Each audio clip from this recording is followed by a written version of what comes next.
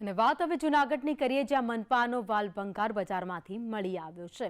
Pharmacy ફાટક પાસે ભંગારના ડેલામાંથી વાલ મળ્યો છે। કોન્ટ્રાક્ટરના મજૂરોએ માલ વેચ્યાના સીસીટીવી ફૂટેજ પણ સામે આવ્યા છે। ટીંબાવાડીમાં ભૂગર્ભ ગટરની કામગીરી ચાલી રહી છે। મહાનગરપાલિકાએ વોટર વર્કર્સ પાસે સ્પષ્ટ માંગ કરી છે। વધુ અપડેટ સાથે સંવાદદાતા કેતન ઓઝા અમારી સાથે જોડાઈ ગયા છે। કેતન, કામગીરી દરમિયાન કેટલોક સામાન હતો એ ભંગારમાંથી મળી આવ્યો છે? ચોક્કસ અત્યારે જે રીતે જે વાત કરવામાં આવે તો ખાલી એક જે ભૂગર્ભ ગટરનો જે કામગીરી ચાલતી હતી તે દરમિયાન પાણીનો વાલ્વ છે તે મળી આવ્યો છે। અન્ય કોઈ માલ ગુમ છે કે નહીં તે અંગેની પણ તપાસ કરવામાં આવી રહી છે। ખાસ કરીને આ માલ જે છે જોશીપરાના ફાર્મસી ફાટક પાસેથી ભંગાર બજારમાંથી મળી આવ્યો છે। તેના સીસીટીવી ફૂટેજ પણ સામે આવ્યા છે કે જે 4 જેટલા મજૂરો છે તે ત્યાં મેચવા માટે ગયા હતા।